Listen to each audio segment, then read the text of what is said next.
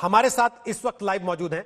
मैं राजनीति से जुड़े लोगों से कोई भी सवाल करूं उसके पहले रुचि जी आपसे कुछ सवाल करना चाहता हूं। पूरा मामला क्या है आप बताइए आज देश के लोगों को कि असल में हुआ क्या, क्योंकि तमाम तरह की बातें इस मामले में सामने आ रही हैं। आपसे सुनना चाहते हैं, पूरी बात बताइए, क्या हुआ, कैसे हुआ, कब हुआ।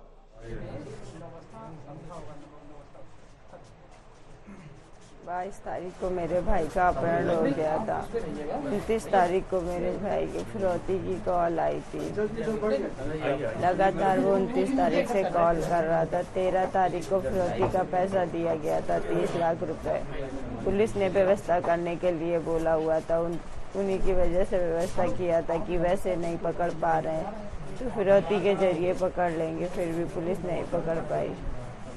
जब हमने बहुत मीडिया में शो करना शुरू कर दिया तब ज़्यादा से ज़्यादा टीमें लगाकर जानकारी की तो पता चला मेरे भाई की डेथ कर दी गई है।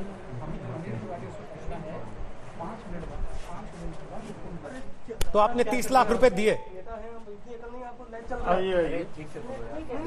जी। किसको दिए? पुलिस को दिए, अगवा करने वालों को दिए, किसको दिए?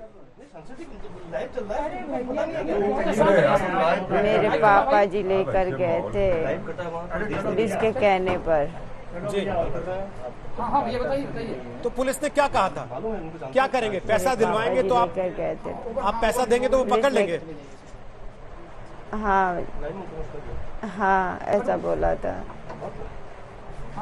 और ये किसने बोला था? कोई बड़े अधिकारी थे, थाने से जुड़े हुए थे, कौन लोग थे?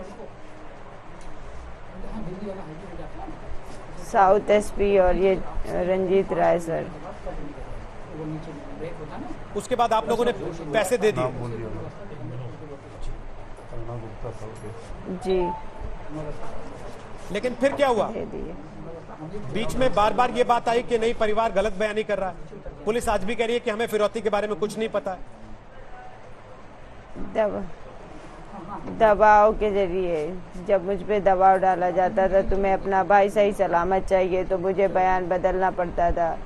बदला हमने, लेकिन जब मेरा भाई मेरे हाथ नहीं लगा, मैंने पहले भी कह दिया था कि जिस दिन मेरा भाई आ जाएगा उस दिन मैं सारा ब्यौरा बता दूंगी। मैंने सारी मीडिया में ये बोला था।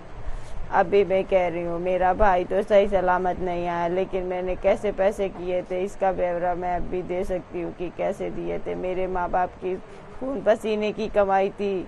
आज तक कि मेरे पापा का कोई रिकॉर्डिंग अपराध भी नहीं है कि किसी के घर में चोरी की है कि डकैती डाली है। मेरे पापा की खून पसीने की कमाई थी। वो कहां से जुटाया आपने इतना पैसा? कितने दिन दिए आपको पैसा जुटाने के लिए?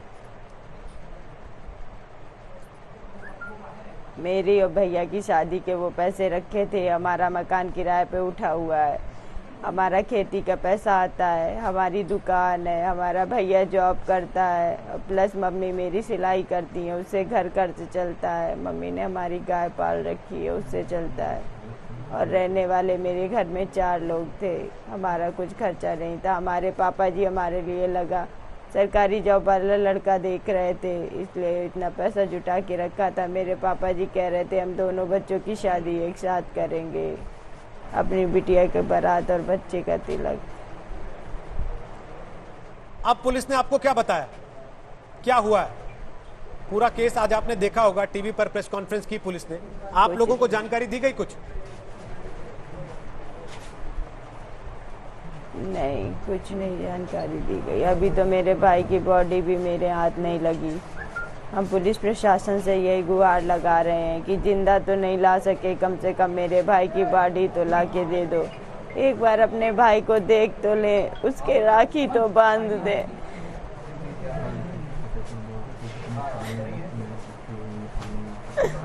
हमें क्या पता था कि अब मेरा भाई हमसे दूर हो जाएगा, अब हम उसके राखी नहीं बांध पाएंगे। मेरे भाई का कोई दोस्त नहीं था, मेरा भाई बिल्कुल निर्दोष था। उसके साथ ऐसा किया इन लोगों ने।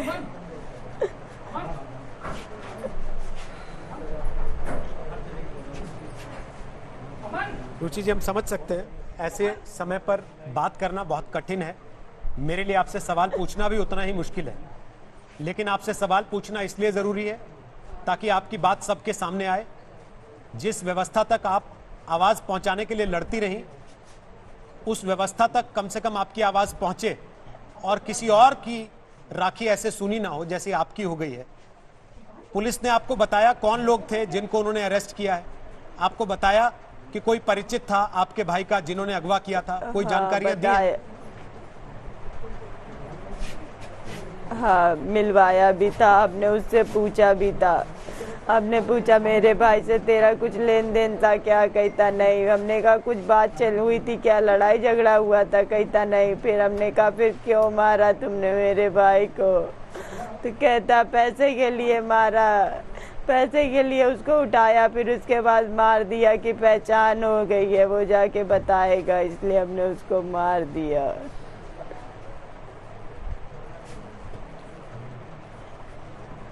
आपने मुख्यमंत्री तक, सरकार तक अपनी बात पहुंचाने की कोशिश की?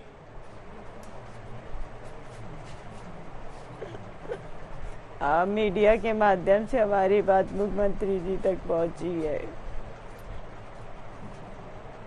वहां से कोई जवाब आया आपको? कोई भरोसा दिया गया? अभी कुछ नहीं। मेरा इकलौता भाई था, मेरे माँ बाप का, मेरे बूढ़े माँ बाप का इकलौता सहारा था। मेरे पापा को तो होश ही नहीं आ रहा है। हम किस किस को संभालेंगे? मम्मी को संभालें कि पापा को, कि खुद को संभालें? हम समझ सकते हैं बहुत कठिन परिस्थिति है आपके और आपके परिवार के लिए। फिर भी आप टीवी पर हैं, सब आपको देख रहे हैं। आप सरकार से कुछ कहना चाहती हैं?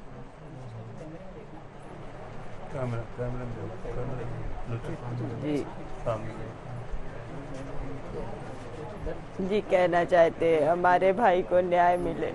अभी तक तो मैं अपने भाई के लिए लड़ रही थी कि सुबह आ जाएगा, शाम को आ जाएगा, लेकिन नहीं आया। लेकिन अब मैं चाहती हूँ जिस तरह उन्होंने मेरे भाई को मारा है उसी तरह उनको भी मौत मिले। जिस तरह मेरे भाई का गला दबा के मारा है वैसे मेरे सामने उनकी भी फांसी दी जाए। मेरे भाई की आत्मा को शांति मिले तो वो याद करेगा, उसकी आत्मा को शांति मिलेगी कि मेरी बहन ने मेरे लिए कुछ किया।